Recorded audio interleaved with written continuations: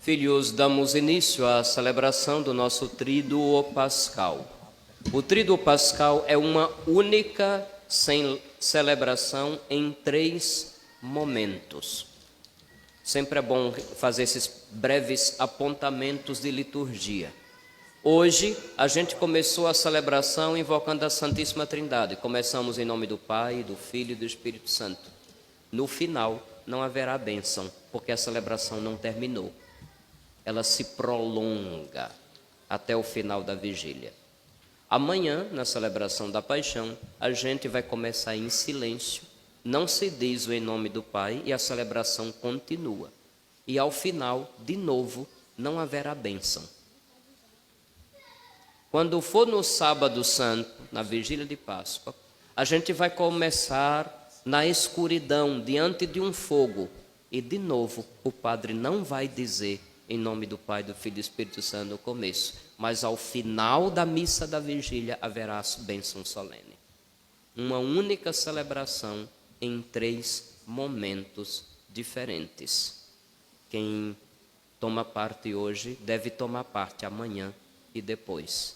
Quem faltou hoje já não estará participando da celebração por completo. É a celebração, meus filhos, mais importante durante todo o ano litúrgico da igreja.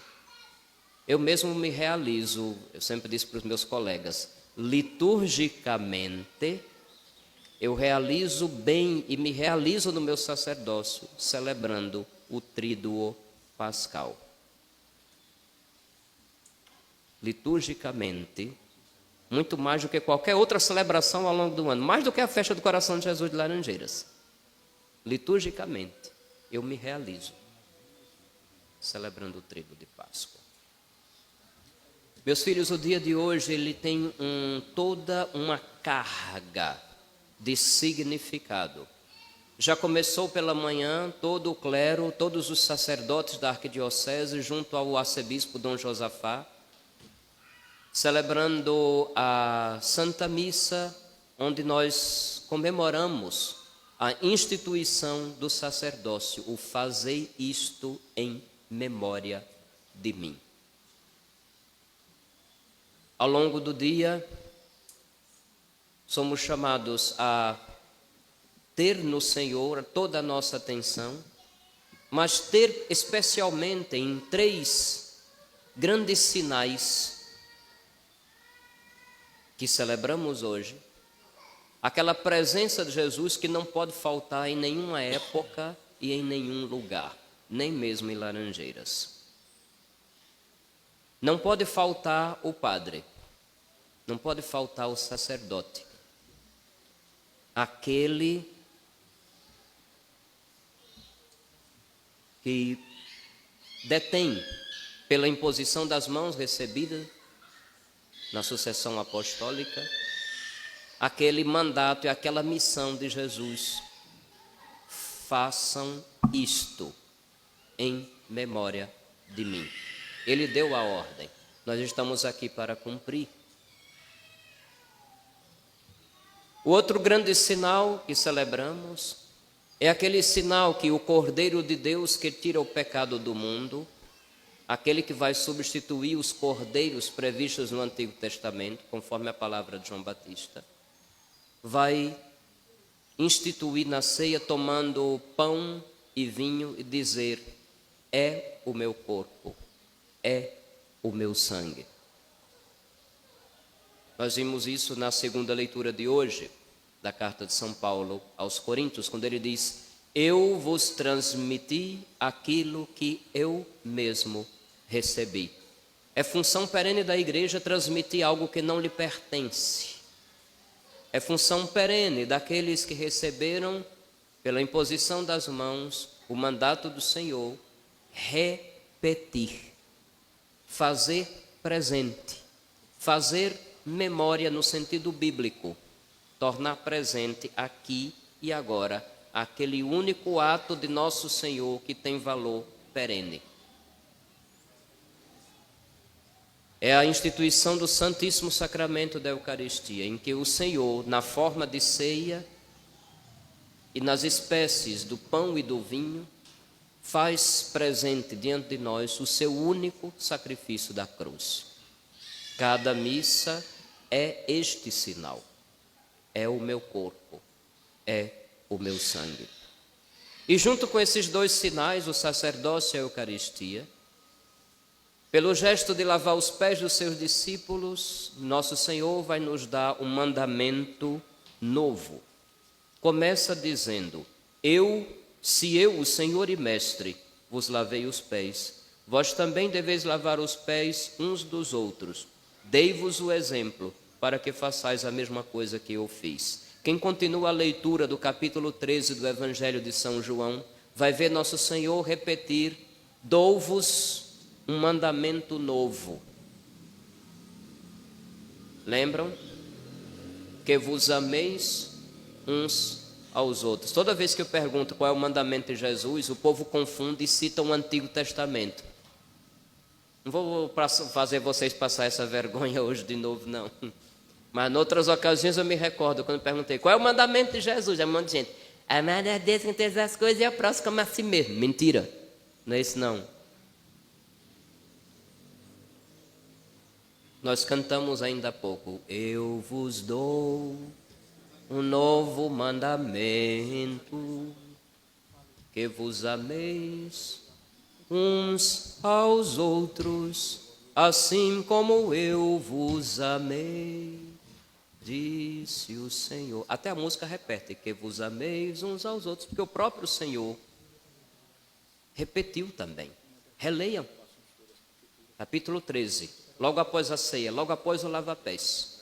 Nosso Senhor vai dizer: dou-vos um mandamento novo, que vos ameis uns aos outros como eu vos amei. Nisto todos saberão que vocês são meus discípulos, que vos ameis uns aos outros como eu vos amei.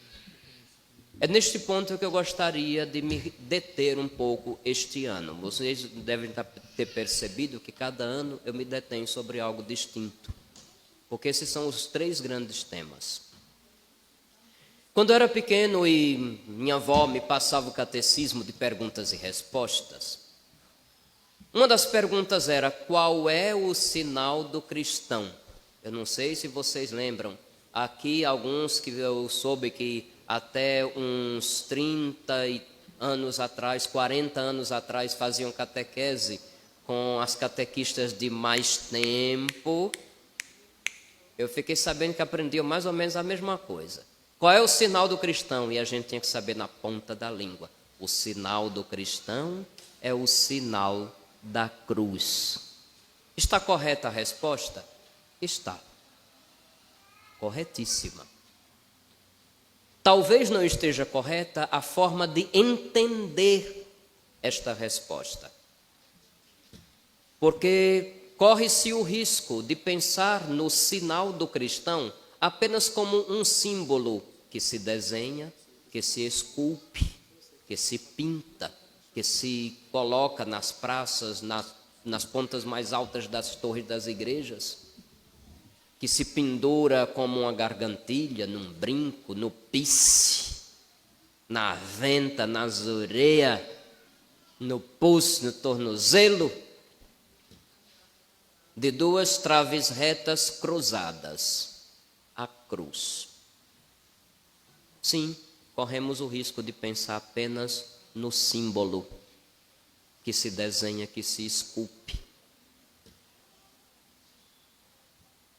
Mas a cruz é um sinal de uma realidade muito maior do que simplesmente cruzar 2 traves, uma horizontal e outra vertical. Na cruz se demonstra a que ponto nosso Senhor nos ama. Na cruz se demonstra a forma que também nós devemos amar. Porque se a medida do amor é nosso Senhor, o extremo da medida está na cruz. Não é um símbolo, é mistério. Tem muita gente que quando escuta falar a palavra mistério, acredita que é uma coisa que está escondida, que ninguém sabe, que só uma elite que foi iniciada que tem acesso. Quando as pessoas ouvem a palavra mistério, certamente é essa compreensão que lhes vem à mente. Porém, mistério na teologia, na Bíblia, no ensino da igreja, mistério é tudo aquilo que é próprio de Deus e que Ele nos revela e que nos torna capazes também, pela ação de sua graça, a também nós realizarmos na nossa vida. Isso é mistério. É mistério a Santíssima Trindade, um só Deus em três pessoas, mas que Ele não deixa escondido, Ele revela. É mistério porque sabemos de Deus o que Deus revela, mas a intimidade de Deus só Deus conhece. É mistério a encarnação do Filho de Deus. Por quê? Porque é algo que já estava nos planos de Deus, antes dele nos criar. E que, quando acontece, Ele revela para nós o que estava no seu coração. É mistério a redenção, porque Deus, que nos criou simplesmente do nada, criou o universo todo do nada, poderia também, com uma simples palavra, com um simples gesto, ter nos resgatado do pecado. Porém, na sua revelação enquanto amor, Ele mostra algo completamente novo. É por isso que chamamos que é mistério. É mistério a cruz, porque não é apenas o instrumento de pena capital do Império Romano, não é apenas um símbolo, talvez, de um marketing muito simples e muito bem bolado, que fez com que a comunidade dos que seguem Jesus ficasse visível em qualquer lugar. É mistério porque o sinal da cruz é o sinal do cristão. Dei-vos o exemplo para que façais a mesma coisa. No serviço que o Filho de Deus assume em nosso favor, não se trata apenas de servir no sentido de, o Senhor se transforma naquele que vai fazer as vontades daqueles a quem Ele está servindo? É isto? Será que nosso Senhor só serve quando nós precisamos resolver alguma coisa miraculosamente na nossa vida e esperamos que Ele nos sirva, já que Ele disse, eu não vim para ser servido, mas para servir? Quando nosso Senhor diz isso, pode ter certeza que não é no sentido que está disponível para fazer qualquer milagre que exijamos dele. Não é certamente nesse sentido. Deus veio nos dar o que nós realmente precisamos, por mais que nunca nos demos conta que precisemos. Acreditamos muitas vezes que temos o direito de dizer a Deus o que Deus deve fazer. Acreditamos muitas vezes que temos o direito de dizer a Deus o que nós realmente temos necessidade. Nem sempre damos a Ele o direito que nos revele, meu filho, tua vida é isto, e tua necessidade é esta, e eu estou aqui para a tua necessidade que nem tu nunca me pediste, porque nunca te deste conta. Deus veio nos servir porque veio nos dar aquilo que nós, por nós mesmos, jamais pediríamos. Nas nossas ilusões nós pedimos coisas e nós pedimos realidades passageiras demais. E nosso Senhor veio nos dar o que é eterno. Veio nos dar o que ultrapassa os limites da vidinha neste mundo. Na cruz, a gente já começa a ver de verdade o que Ele veio nos dar. Não foi um mundo melhor, não foi um mundo onde se resolve problemas, onde as pessoas pararão de sofrer ou passar dificuldades. Não foi um mundo necessariamente de tranquilidade, de não perturbar nem ser perturbado. Ele veio dar a verdadeira paz.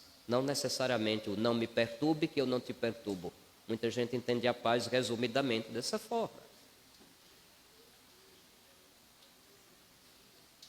Cristo nos veio dar Deus.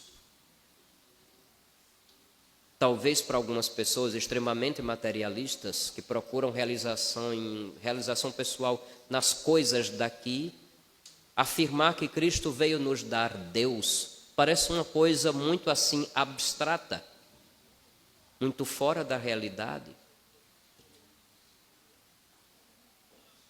Como se Deus não fosse o dom maior que alguém pudesse receber.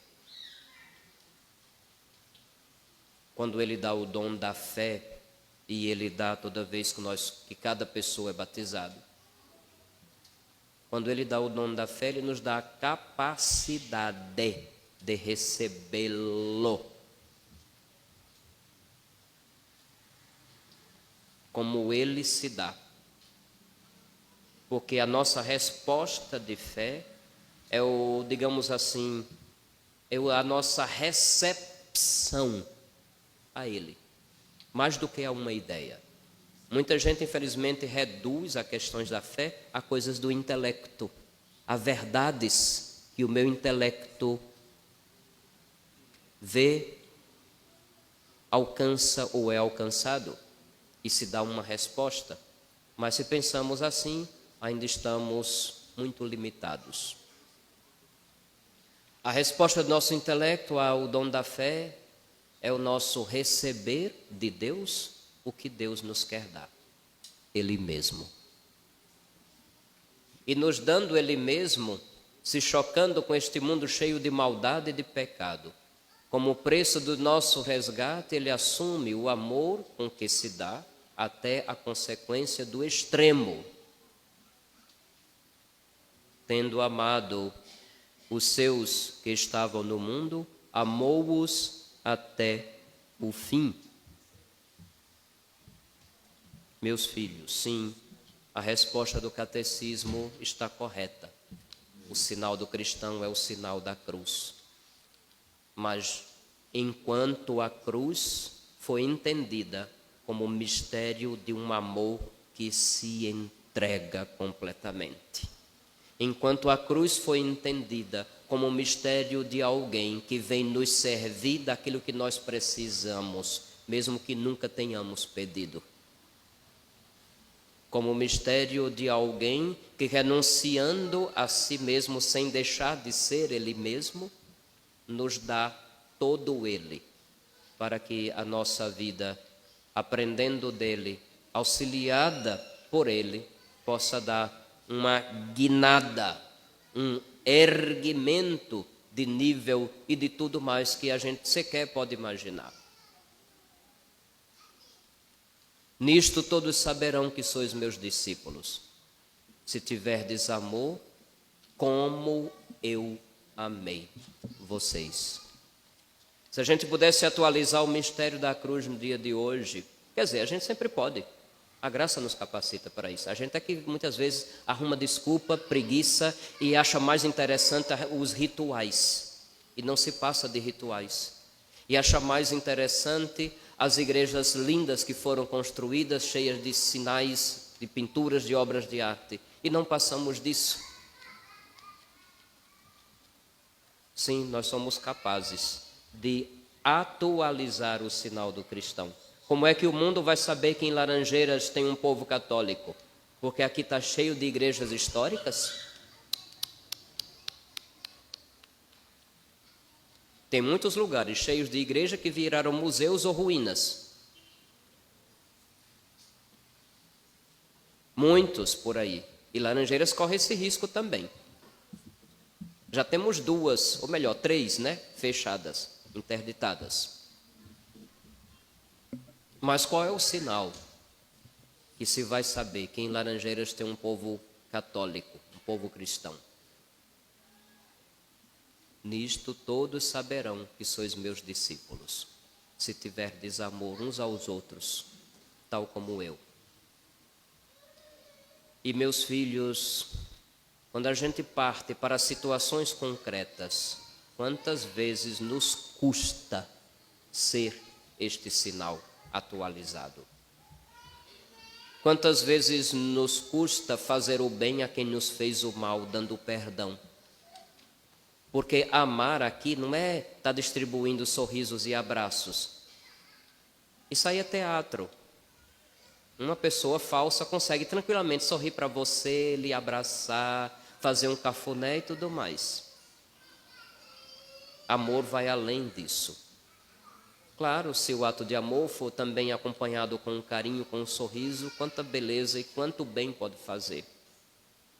Mas sabemos que aquilo que parece um carinho ou um afago pode não passar de uma farsa. Muito bem o sabemos.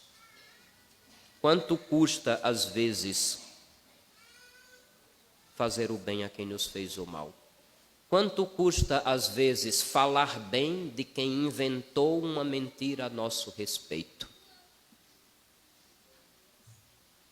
Quanto custa, às vezes, tratar com decência pessoas que estão vivendo de forma indecente?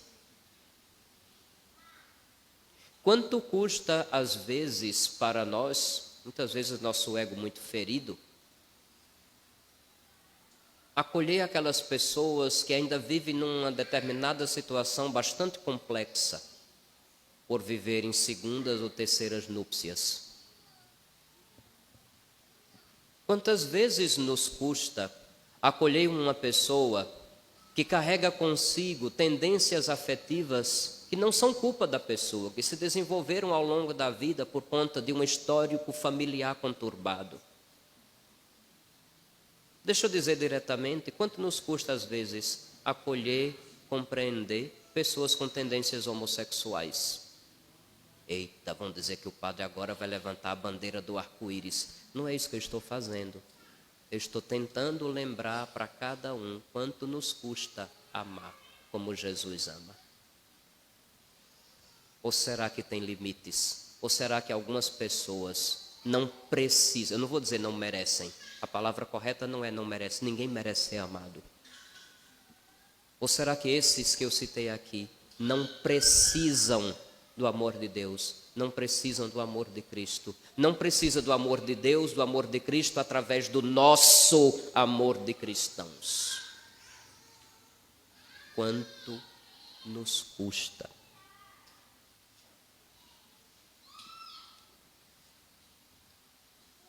Não vou citar muito não, né? Porque já tem gente torcendo o beiço ali pelos cantos, olhando para mim. O bom de Laranjeiras é que todas as igrejas são pequenas, já a gente consegue ler as expressões faciais até de quem está na porta. E pelo menos a parte de cima do meu multifocal está funcionando bem. Eu limpei direitinho para não ter dificuldade de enxergar na porta também. Quanto nos custa carregar o sinal do cristão? Não é a cruz que você comprou de ouro ou banhado de ouro, não. Isso aí não interessa. Não é o anel com o nome de Jesus, que eu até brinco, né? Tem gente que bota uma cruz ao nome de Jesus no anel, que é para dar um murro e deixar a marca de Jesus na testa do próximo. Não é isso não. Nada disso. Isso aí nem precisa, não tem interesse. Uma vez uma pessoa veio aqui para os atendimentos e estava pendurado de um monte de medalha. Tinha 2 escapulares diferentes, ou melhor, 3. Tinha um de Nossa Senhora do Carmo, um verde, que eu não sei de onde é que pegou, e outro de outra cor lá, que eu não sabia direito. E tinha pelo menos umas 4 medalhas penduradas aqui, ó. Quase que eu perguntava se ela tinha vencido tantas batalhas e foi condecorada com tantas medalhas, porque eu não tenho aquilo tudo. E ainda tinha um anel com medalha de São Bento, que era para dar um murro na testa do demônio e exorcizá-lo, talvez. Eu até brinquei, olha aqui, ó. Tá vendo minhas mãos? Tá vendo minhas mãos? Tem algum anel?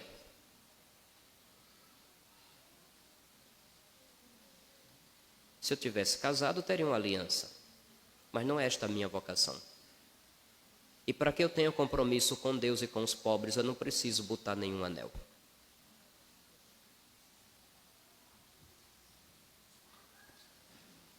Além da pulseira do relógio, que quase todo mundo usa. Se bem que a turma de hoje é tudo no celular, né? Está vendo mais alguma coisa? Tem alguma pulseira? Tem alguma corrente? Não dá para puxar aqui para ver no pescoço, mas também não uso muita coisa. Quer dizer, precisa botar um monte de penduricalhos, com todo respeito a quem tem suas devoções, pelo amor de Deus. Não estou desfazendo a quem recebeu o escapulário. E isso deve ser levado a sério. Não é uma joia, não é uma indumentária, é um compromisso de vida que se faz. Levem a sério o escapulário que vocês usam. Leve a sério algum objeto de devoção, porque foi invocado o nome de Deus sobre ele e é sagrado. Leve a sério. Mas o que eu quero que vocês compreendam, meus filhos, é que carregar o sinal do cristão não é carregar um símbolo que se pode fazer numa joalheria. Carregar o sinal do cristão é você amar cada um em quem você pousa os olhos. Carregar o sinal do cristão é você não desprezar o pobre na dor que ele está passando, mesmo que você não tenha afeto para com a pessoa, mas vai lá e faça o que é necessário. Vá lá e faça o que o outro está precisando e que você pode sim fazer. Isto é o sinal do cristão. Vá lá e dê um abraço, mesmo que você não concorde com as loucuras que o outro tem feito da própria vida. Vai lá, diga a verdade. Se tem alguma coisa que o outro faz e você não concorda, tenha a nobreza de dizer, olha, isso que você expressou eu não concordo, isso que você fala eu não concordo, mas não é por isso que eu vou jogar para fora de casa. Um pai e uma mãe que são cristãos não deveriam jogar nenhum filho para fora de casa. Diga a verdade, mas não deixe de fazer o bem que o outro está precisando.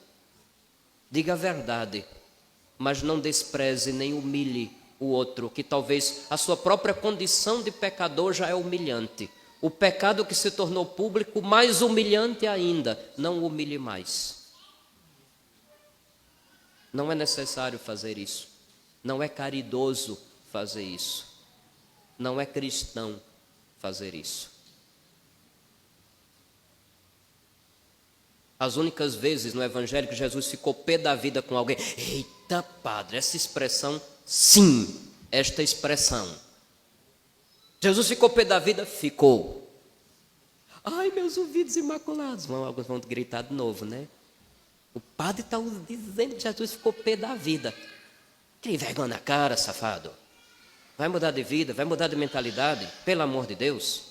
7 anos que eu estou dizendo essas coisas aqui, não se deram conta ainda?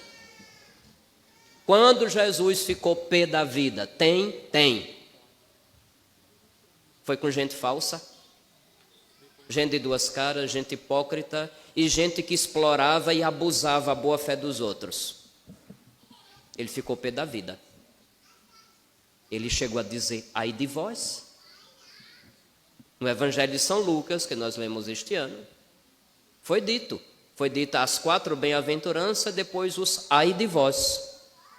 Quando ele entra em Jerusalém e o templo está lá cheio de gente se aproveitando da religião e da fé do povo para ter vantagem financeira, ele traça um chicote de cordas. Ele não foi chegando e chutando de qualquer jeito, ele pegou algumas cordas que tinha, ele trançou.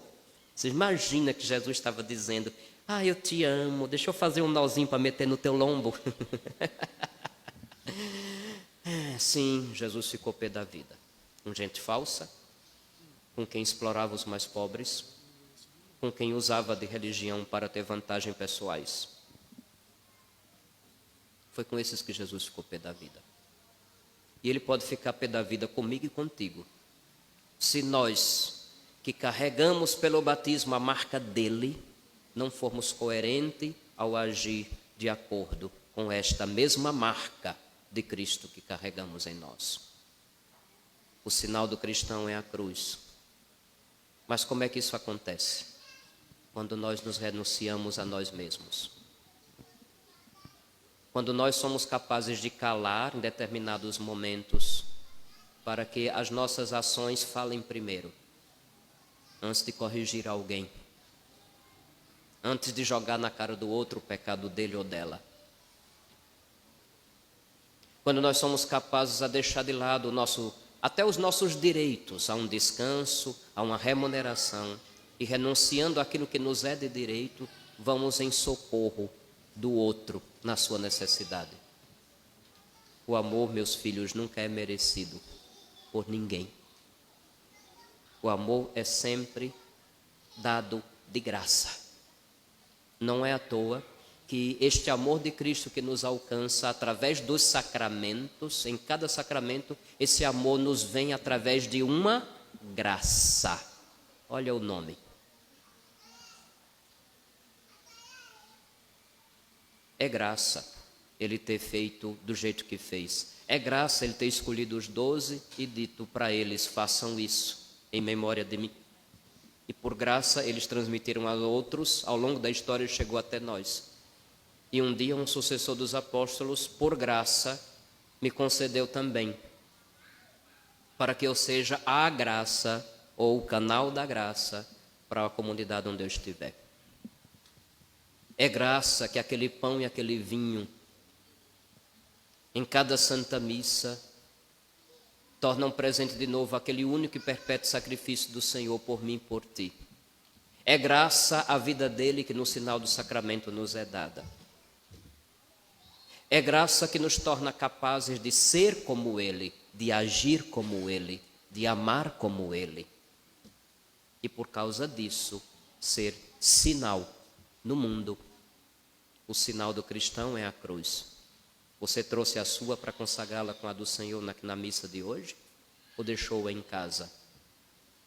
O sinal do cristão é a cruz. Você veio pedir a Deus para amenizar, para se libertar da sua cruz, aquilo que lhe custa, mas que é necessário para que você ame a Deus e ao próximo. Você está querendo se libertar disso? O sinal do cristão é a cruz. Eu já disse, a cruz nunca deve ser o outro. Nunca. A cruz é todo ato de amor que é necessário e que me custa. Mas ai de mim, se na hora que me custar eu me negar, ou melhor ainda, eu negar ao próximo este sinal. Ai de mim, se eu negar ao outro este sinal. Nisto todos saberão que o povo de Laranjeiras é discípulo de Cristo Jesus. Amai-vos uns aos outros, assim como eu vos amei. Nós vamos repetir ritualmente, para que fique bem gravado na nossa memória o gesto do Senhor. Que sendo o Senhor, lavou os pés dos discípulos. O gesto de lavar pés não é um teatro. Foi um rito que foi inserido na liturgia para frisar, para que tenhamos uma memória visual, vamos dizer assim, do que pode ter sido aquele momento. Estão ali alguns representando todos. Não é que o padre vai só servir aqueles 12.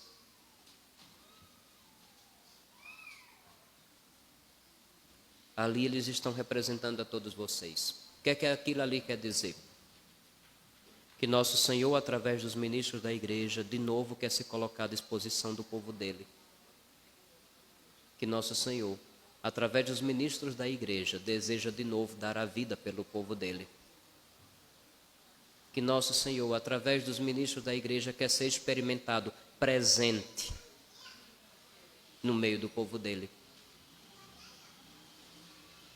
E como ele disse, se eu, o Senhor e Mestre, vos lavei os pés, vocês também devem fazer a mesma coisa. Eu vos dou o exemplo.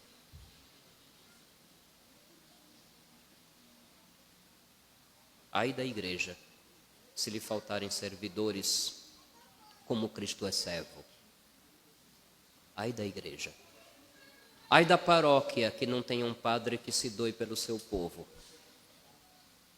E ai do povo que, tendo tido a oportunidade dada pela providência, não aprenda.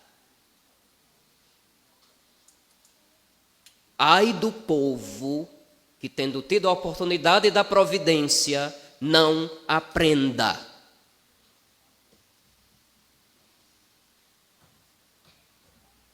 Numa das suas cartas, se despedindo pela última vez das diversas comunidades, São Paulo apóstolo escreve: ensinei-vos o que tinha que ensinar, dei-vos eu mesmo um exemplo.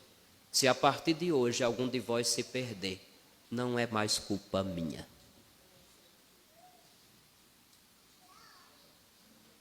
Dei-vos o exemplo, assim como São Paulo também ouso dizer. Ensinei o que tinha que ensinar, dei-vos o exemplo. Se a partir de agora algum de vocês se perderem, não é culpa minha. É entre vocês e ele. Nisto todos saberão que sois meus discípulos. Amem-se, cuidem-se, façam o bem uns aos outros, tal como Cristo tem feito por cada um e por todos nós. Louvado seja nosso Senhor Jesus Cristo.